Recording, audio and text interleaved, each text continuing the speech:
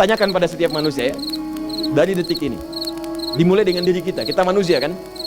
Tanyakan pada diri kita, Anda wafat tidak? Anda pulang tidak? Anda meninggal tidak? Kalau sadar pulang, maka cari bekal yang baik. Berarti Allah benar kan? Kata Allah, setiap kita akan wafat. Kullu nafsin dha'iqatul maut. Setiap yang punya jiwa meninggal. Bahkan dikasih informasi jelas kok. Ya, yang bawa maut disebutkan namanya malakul maut. Quran surah 32 ayat ke-11. Qul yatawaffakum malakul mautil ladzi wukila bikum. Disebutkan. Bayangkan ya, kurang jelas apa lagi?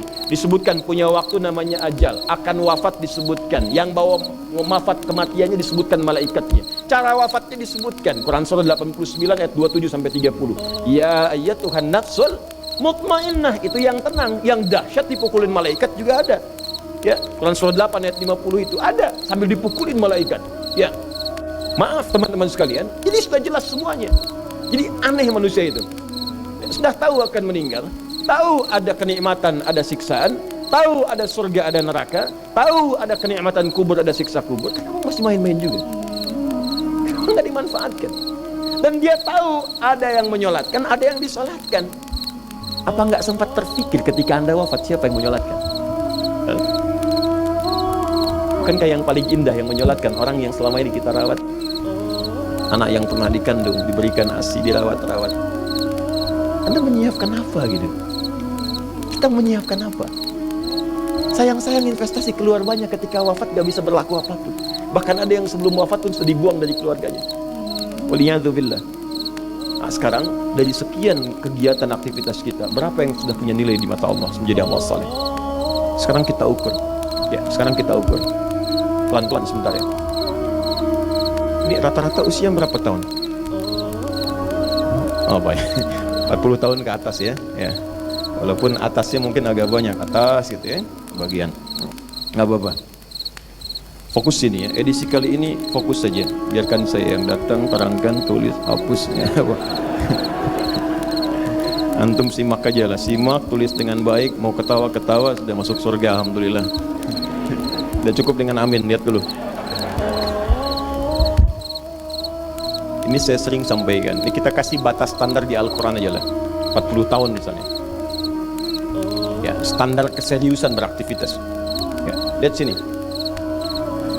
Konon dalam sebuah penelitian sederhana, manusia itu kalau dihitung-hitung aktivitasnya setengah dari usianya, itu umumnya, walau tidak semuanya, teralokasikan untuk tidur, beristirahat, tidur.